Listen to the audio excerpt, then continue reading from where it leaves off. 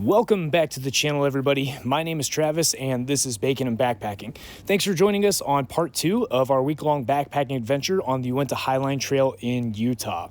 If you guys missed part 1, I would highly recommend subscribing to the channel. That way you can watch that first episode as well. The first episode actually covers days 1, 2, 3, and 4 on trail, and to be honest with you guys, it features some of the most amazing views that I've ever seen in my life. So for those of you who missed episode 1, I was extremely sick for the first 4 days of this trip, like terrible stomach issues, and it was actually threatening to knock me off the trail by the time this video starts. So let's go ahead and pick up on the morning of day 5 and see how this adventure plays out.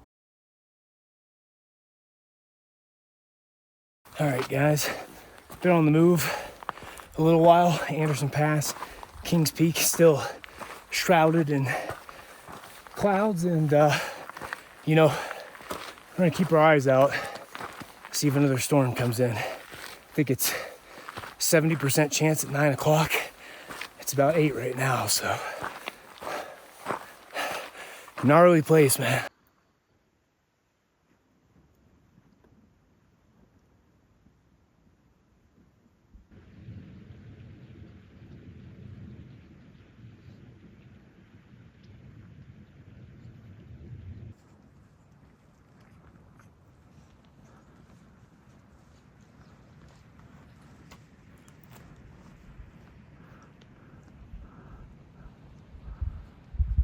Starting to make the ascent towards Tungsten Pass. Most people probably wouldn't consider it a pass. Watch out for that poop, babe. But it's called Tungsten Pass, so I'm gonna count it, dang it. You know, I'll take all the passes I can get.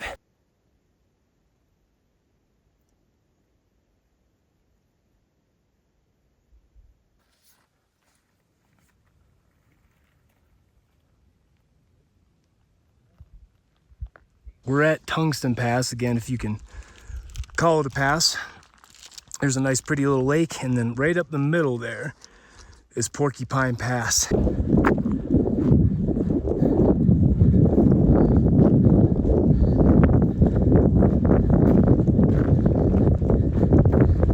Well, guys, we're probably only about, well, I'm assuming it's 1,000 feet from the base of Porcupine Pass proper. Porcupine is kind of like a slow, gradual ascent over like 2 or 3 miles. I feel like you go up like 400 to 600 feet very slowly, and then like another 400 kind of abruptly here at the end. Well, everybody, we're making the final strides to the top of Porcupine Pass. That view down there behind me, lovely as always. No such thing as a pass here that's not absolutely beautiful. And then, to signify that you made it to the top of Porcupine Pass, check this guy out. He's the biggest cairn I've ever seen in my life. I'll show you, like you're hiking with me, what it's like when you get to the top of Porcupine. What we got over here?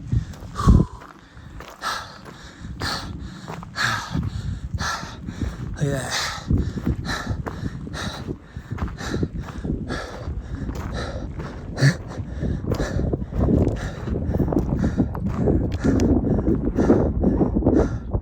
So here's the downside though. See those trees all the way down there? That's the only thing that we have for relative safety against the storm here. So we made the ascent before the thunderstorms, but God, that's gotta be 3-4 miles.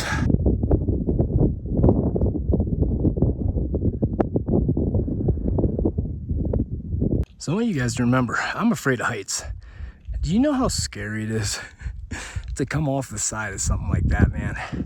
It's like a goat path, just walking along the side of this, and it is freaking terrifying, man. Whew, beautiful view, but oh, can't wait to get off of this thing. All right, ladies and gentlemen, we made it down into the basin. Final trip on these final few rocks here. But yeah, now we've got quite a stretch until we get to, you know, any tree cover or an area that I would consider, you know, suitable for camp. So we'll see what we can do here today. I want to push somewhere towards like Lambert Meadow kind of area, and you know, see where we're at, see what the weather lets us do. But So far though, this is one heck of a beautiful view over here of this basin.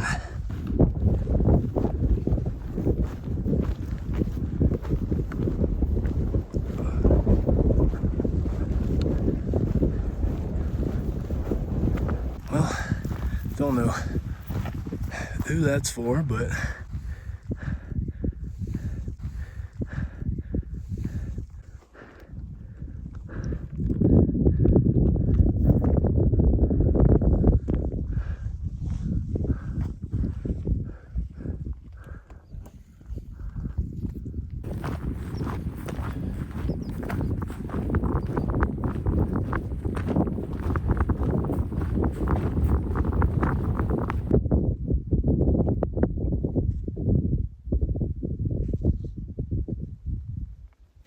I want to clear this open basin, get into some trees, maybe find a creek. I'm gonna sit down, actually take a real lunch, relax for a little bit, and then the rest of what we do is going to be weather dependent.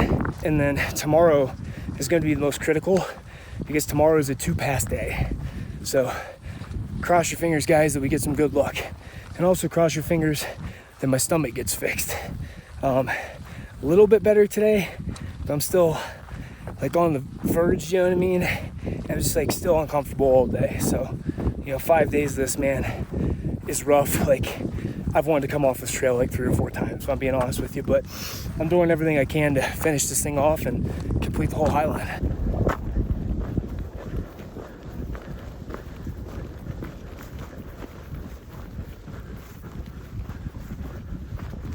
Not too bad of a spot to stop for lunch. And man, I just realized Porcupine Pass all the way up there. So that's where we came from. Did a bunch of basin walking. About 12:30. I think there's some weather blowing in from here. The probability of rain and thunderstorms does go up from now until 2 p.m. We have seen some raindrops, so we found this kind of little sheltered area because the weather's coming from there. So we're gonna stop here, actually make some lunch, filter some water, and at least we'll have a little bit of protection if it starts dumping. But I'm hoping even if it does, that it passes over quick, because we've actually reached the designated mileage for today. Like, this is all the more we're supposed to do. And there's like a 15-mile day tomorrow and a 15-mile day the next day. But tomorrow has 2 passes, and I would like to get as close to that first pass as possible tonight and just hit it first thing in the morning and then bang out the second one right after, because the longer we wait, the more likely it is that we get rained on. So I'm going to check the forecast right now on the Garmin. We're going to heat up some food, eat, and then hopefully start hiking here. That's Porcupine Pass right there, where we came out of earlier. I'm glad we're not coming out of it now. That would be treacherous. There did end up being a decent storm that rolled through that little meadow area right there. Sarah and I had a little moment. We huddled all of our gear back in the trees. We put on our rain gear and pretty much stayed dry. It lasted about 20 minutes. A little bit of thunder and lightning, nothing close. Nothing that scared us. And now we're moving on towards Lambert Meadow.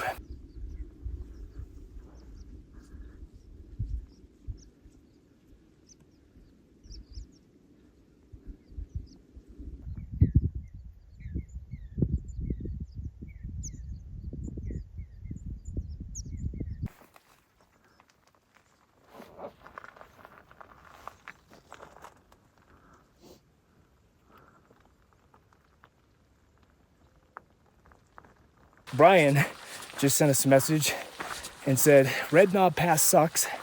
I got caught on a switchback, which I'm assuming means that storm that we were sheltering in the trees from, he was up on top of one of the high passes, which again is like the danger of being out here, guys. I know you keep hearing us talk about like, oh, the weather and the forecast and, this pass and this mountain.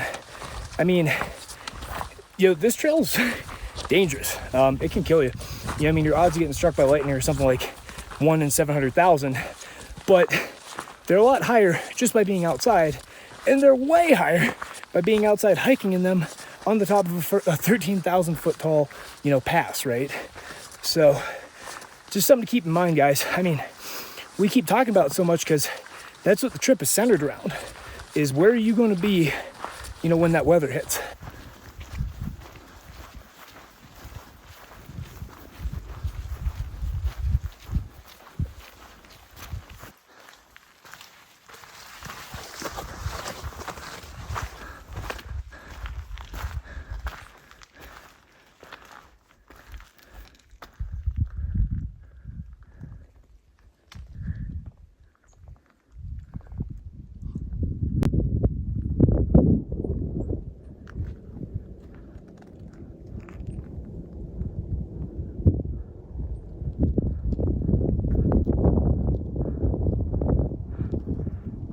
Tell you guys what, even though I felt more terrible in so many different ways on this trip than any other backpacking experience I've ever had,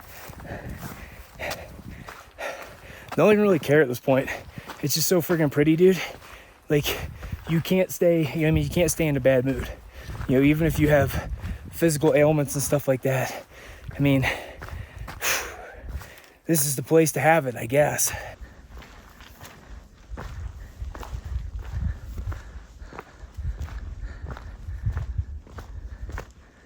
Found camp. It's cold, windy up here. Garmin says it's about 51 degrees.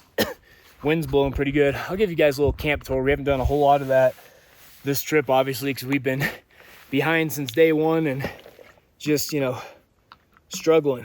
Happy we found a good site today. I haven't checked the mileage yet, but I'm pretty sure we pushed at least 4, maybe 5 miles further than, you know, what the route had planned for today.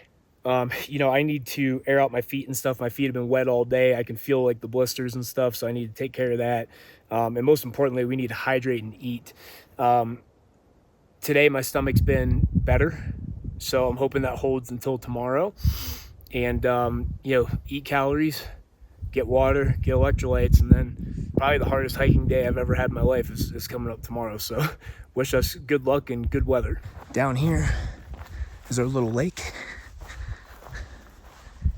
Not too beautiful right now with the mist, but Sarah's filling up some water here.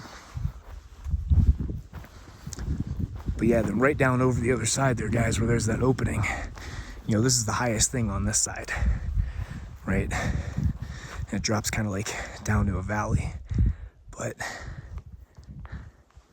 really pretty. And then up there, there's a whole bunch of mountains up there, but you can't, you know, you can't tell.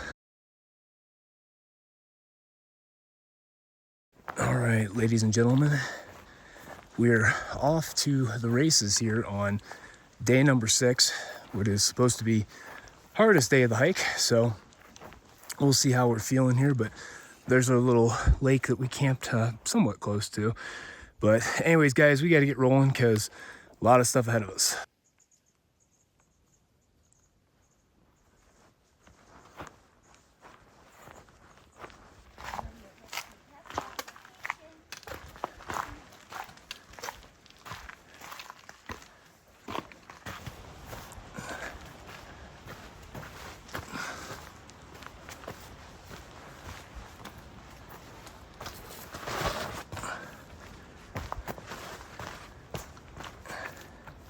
We're at one of the lowest elevations we've been on this trip, about 10,400 feet.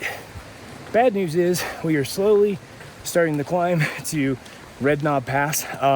If you look at like the base of Red Knob, it's only like maybe 500 feet up that pass, but there's like 1,000 foot, you know, elevation gain, like gradual lead up to, you know, the base of it. So all in all, you're looking at like 1,400, 1,500 foot of gain over like the next about 3 miles. So should be one heck of a leg burner, especially on day 6.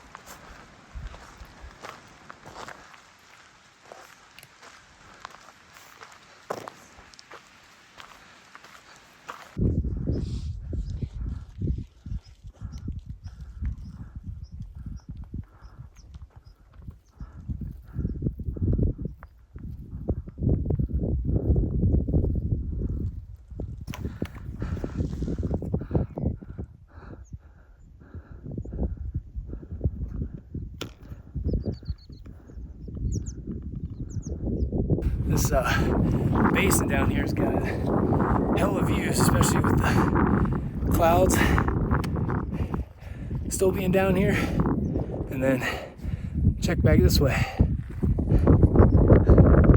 Got sheep in front of me, got mountains behind me, to my left, in front of me, to my right, pretty much everywhere. Like I said, we're in between passes right now. We're approaching Red Knob right now. Hasn't been too bad getting up here so far. Looked worse on the map, but we're still not there yet. So these approaches can be deceiving from a distance. You're like, oh, it's just up over that hill, and then that hill never ends.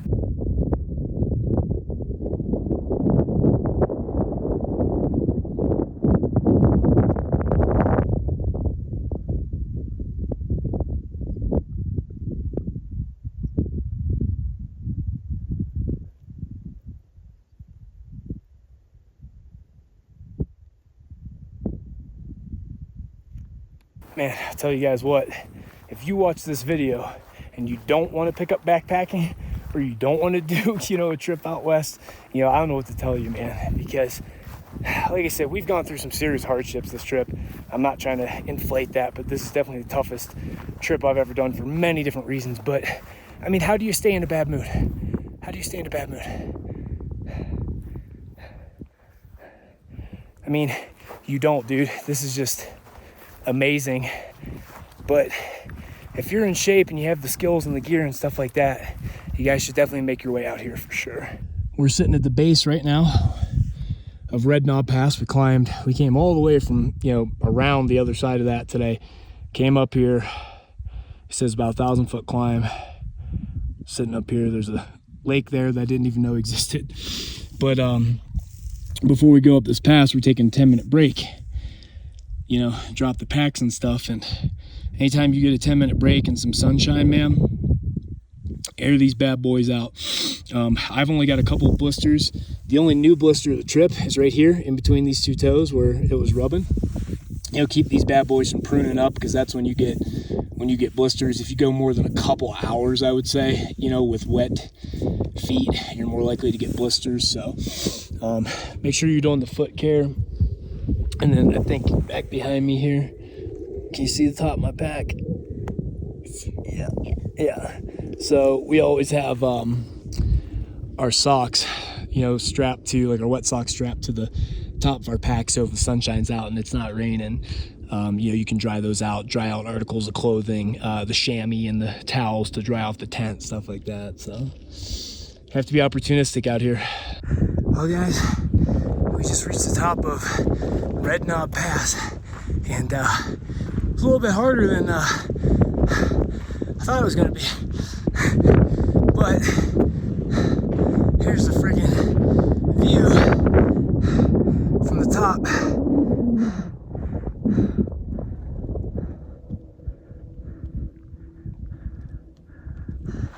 And then just like, you can still see the side where we came from too.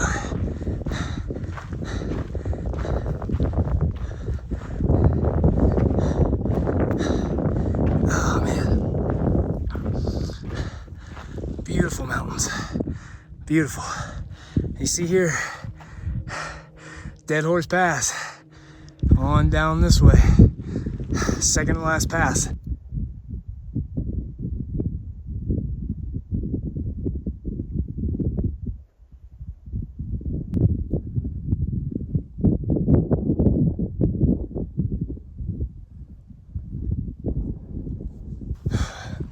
Before we headed up Red Knob, there's actually a guy with some horses. I think he was a rancher. He's leading some horses up here, and there's herds of sheep down in that basin. I imagine there's herds of sheep probably down in this one. So dogs ran all the way up that pass, and now they're running all the way back down it. So they herded me up. Yeah, they herded Sarah up. That's how Sarah got up here.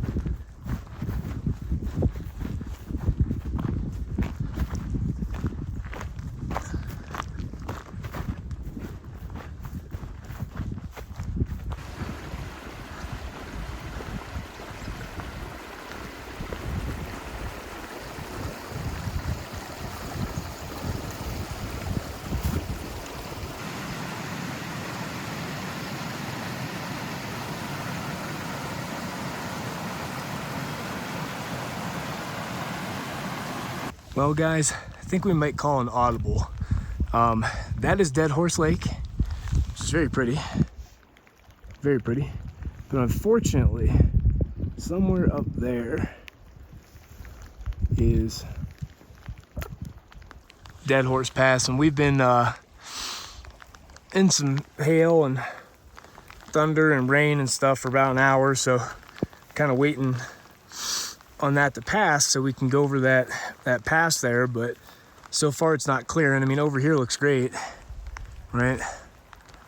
But the weather's coming in from this way, and it's been like that for at least an hour. So, you know, first of all, that pass is very sketchy. There's a reason it's called Dead Horse Pass. It's about a 6-inch wide, you know, goat path that just goes goes right up essentially what's a cliff face, right? And if we'd have got here earlier in the day and caught it in good weather, maybe, I mean, yeah, I mean, that pass is literally like right up there, so I can't even see where the trail's at, but you pop up like right in there somewhere. And I don't know, it's a multitude of factors. You know, we're tired for one, so we're going up the most dangerous pass, you know, on tired legs, for one. For two, it's been raining, the surface is, you know, the dirt's probably loose, and the rocks are wet, and, you know, there's every chance, because it's going to take us probably at least an hour and a half to clear that, get to the other side, maybe even 2 hours at the pace we're going, you know, that we get caught in a thunderstorm up there. So I think what's going to be smart for us, guys, is we're still going to hit, I think, pretty much the mileage, but we're going to drop 2 passes. I think what we're going to do is cut right down this valley here, which is absolutely beautiful. You guys saw it coming in. It's about a 15-mile hike down that draw, and meet Brian at a campground down there, and he could pick us up tomorrow. I think that's the plan. But this doesn't look like it's getting any better. I'd like to camp over here by Dead Horse Lake. I mean, this is picturesque, but see, and we're getting hailed on again.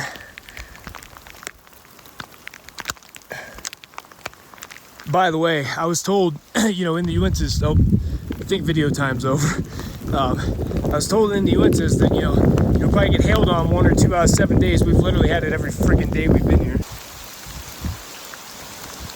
Yeah, I think the weather's having different plans for us, guys. I don't think it wants us to go up Dead Horse Pass.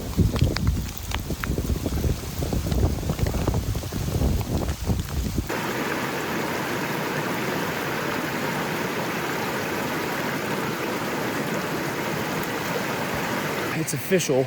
We are off the Uinta Highline, and we are on a trail called West Forks Black's Fork.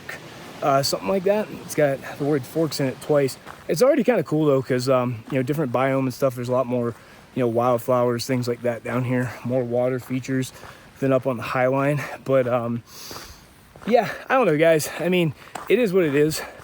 You know, the weather, I'm sure you can probably see the sky back there. It's still threatening. I don't know how I feel about doing the most, you know, dangerous pass I've ever done in my life. There's thunder and the rain starting, so case in point, we're still going to put in 80-something miles and still basically complete the same hike, just minus those last 2 passes. And I'll tell you guys what, other than the daily thunderstorms, which we've had, I think, yeah, we've had every day, right? Yeah. Yeah. So this is day 6. We've had thunderstorms in some shape or another every day. And then we had hail, what, 5 days? Every day. Oh, no, every day. So I can't remember. We either had hail 5 out of 6 days or 6 out of 6. But aside from that, though, look back there. So even though we took this route out, it's still pretty. Still very pretty, actually. You look over this way, over this shoulder.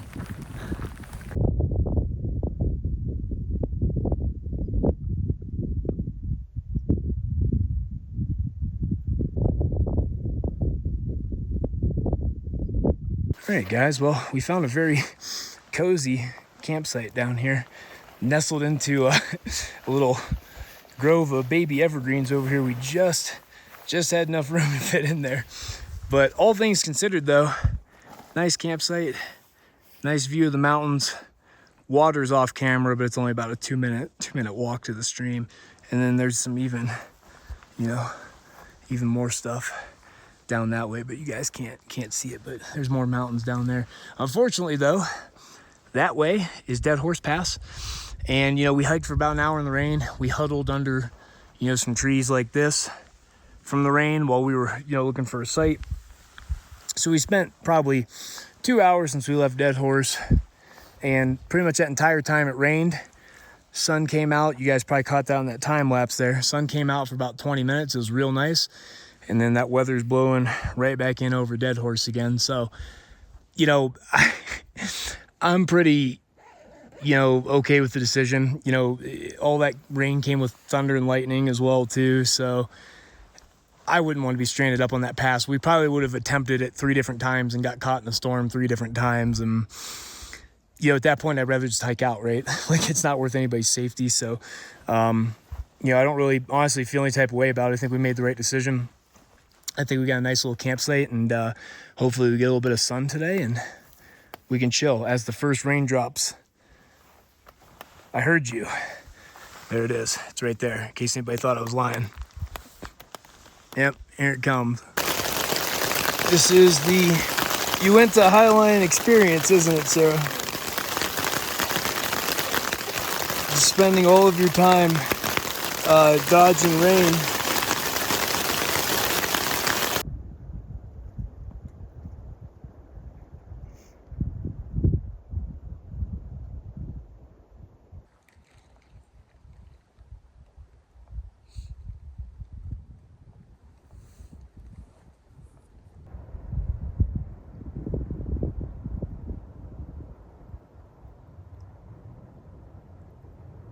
It only gets up to about 60 degrees here, and it gets lows in the upper 30s. And keep in mind, we're second week of August here, so it's definitely shoulder season weather even in the summer.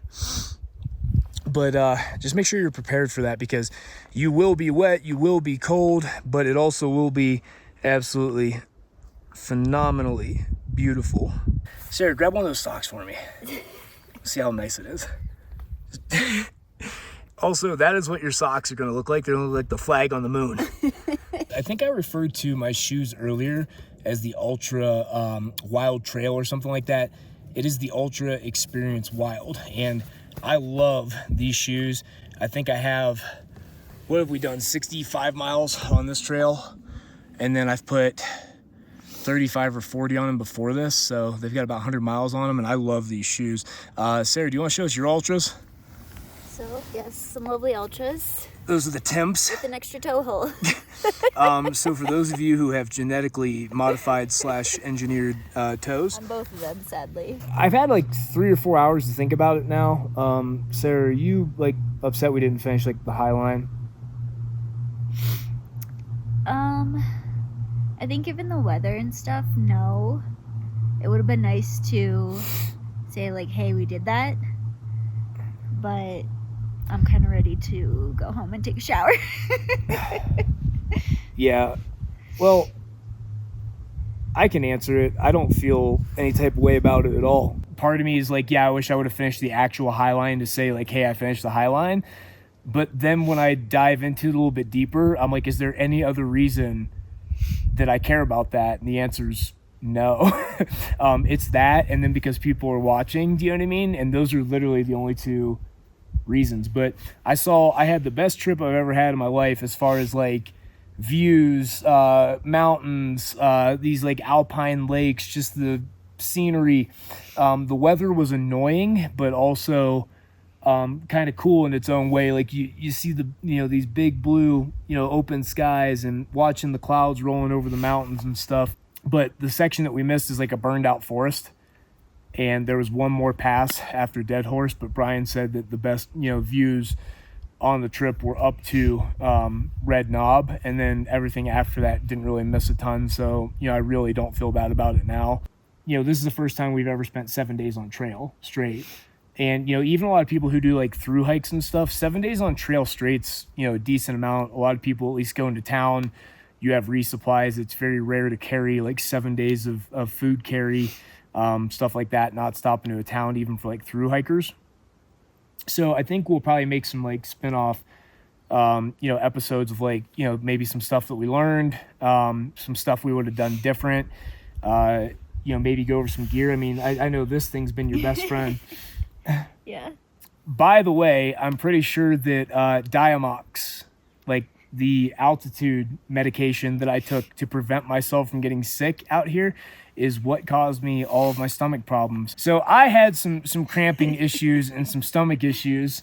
What happened last night, Sarah? I started my period like 4 days early. Sarah was literally curled up in a ball, like I'm not making fun of you, but like crying last night, like rolled up in a ball because of how much like pain. Yeah, I get pretty severe cramping when I get my period, so that's something that's a challenge when we're on trail. And not to be gross, but at some point in time, we should talk about, because it's not a gross, subject. Like, people need to grow up, right? People are like, oh, it's disgusting, whatever.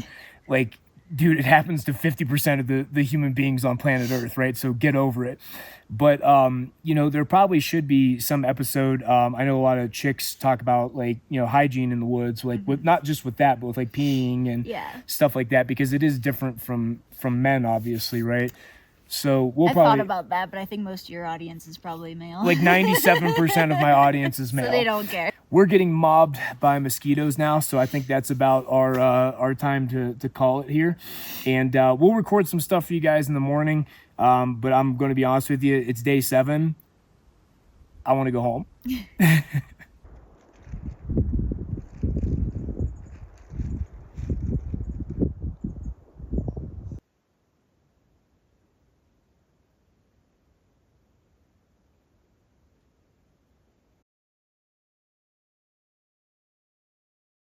Morning, everybody. We are Oscar Mike for day number 7, last day in the Uinta Mountains in Utah. So I think we got about 14 miles back to meet Brian, where he's going to pick us up in his car. He drove out here from Ohio, so he's going to pick us up in his car, drop us back off at the rental. Then we're going to drive back to Salt Lake City. From trailhead to trailhead is almost a 4-hour drive, because a lot of it's on like, mountain, like single lane, like dirt and gravel roads and stuff like that. And, you're definitely going to need a shuttle or 2 cars. So the logistics are a little bit tough. If you guys have any questions about the logistics, feel free to email me. It's on the channel page. But anyways, guys, probably not going to do a ton of recording today. We're pretty beat. We just kind of want to get out of here, shower, get some real food, clean up, and maybe enjoy a day in Salt Lake and fly back home.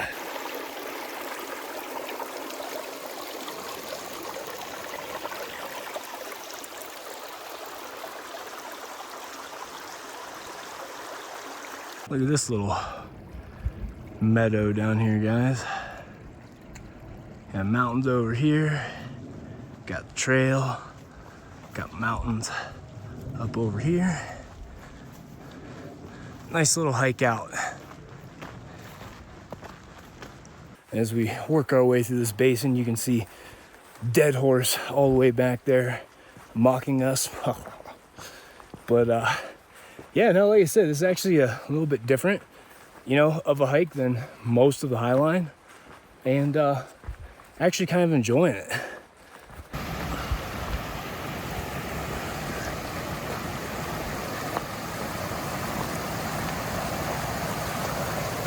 There's definitely a fire down here. You see all this older timber. A lot of it's deadfall now. I love the spiral pattern on these trees, by the way. See that? Real cool, looks like a giant Twizzler.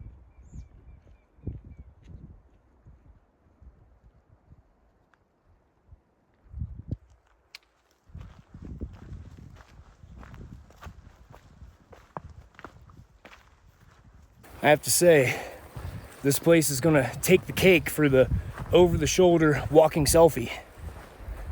For sure.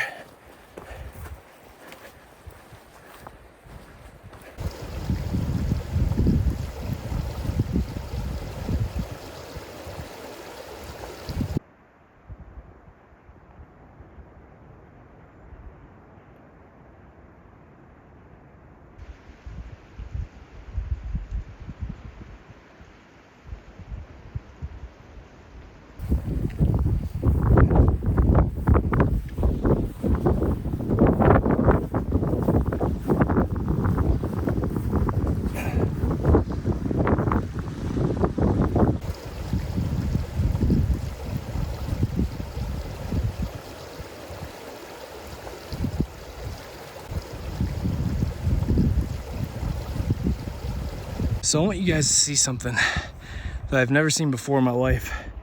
So you see those logs? Kind of looks like a fence, right? Stacked on top of each other like this. That's the trail. Because you can't tell, but as soon as you cross that creek down there, it is just a bog, like sink to your knees type of bog. Dolly sods type of bog. So yeah, we walked along these things, but it's weird because they're not flat, right? Like they go up and down. You see Sarah's climbing up one right now, and they're obviously all rotten and old and decaying and stuff. It's just the weirdest thing I've ever seen.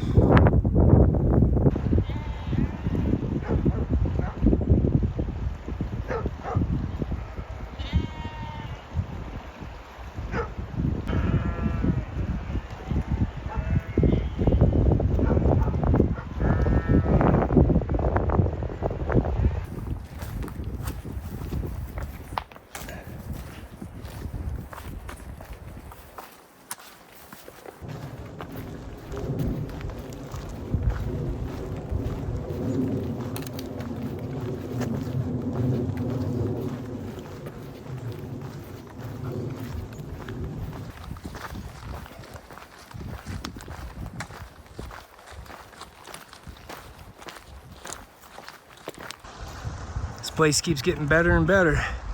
Mountain views. Got this beautiful, beautiful creek rolling through the meadows here, and there's even a bridge.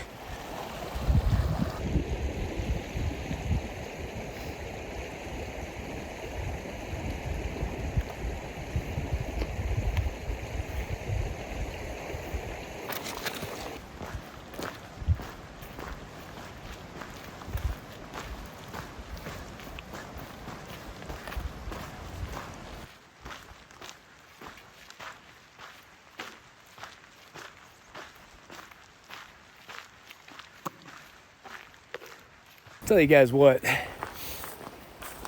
supposedly this is a forest road, but I'll be damned if it's not one of the best trails I've ever been on in my life. This is the road. I guess the road walk. You know, even the road walks look like this. I'll do this all day, man.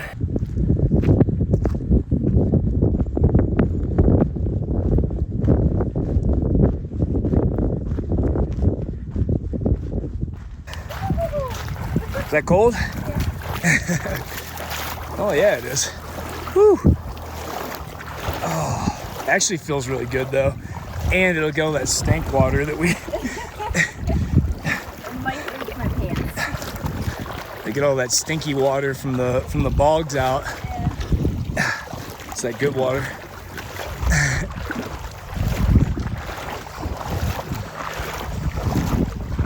Yeah, guys, it's official. Don't need to even plan a hiking trip out here. Just find you some forest roads out here and start walking. This is what you'll find. All right, ladies and gentlemen, so we are on this Forest Service road for about the last 6 miles of our journey. So I think that means it's about time to start wrapping this thing up. So guys, before you go, got a couple things for you. So first of all, if you are interested in taking a trip like this yourself, I did save all of the GPX data. So that has the route that we took on it. All the high passes are marked on there. You have campsites and stuff like that marked on there that we stayed at, as well as, you know, a couple other ones that we came across that would be usable. So if you guys are trying to plan a trip out here, go ahead and download that GPX file in the description box. And then second thing, if you guys are wondering, you know, what we brought with us on this trip, I think my pack came in right at about 35 pounds. I think it was 35.3 or something like that. And keep in mind, guys, you know, that's 7 days of food carry, right? I'm not a small person. I eat a lot of food. And, you know, I think Sarah's came in below 35 pounds as well, too.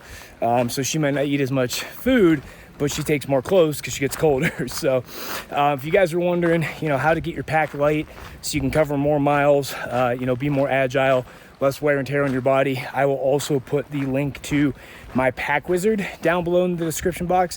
So go ahead and click on that, check that out. And then lastly, guys, thank you so much for joining along.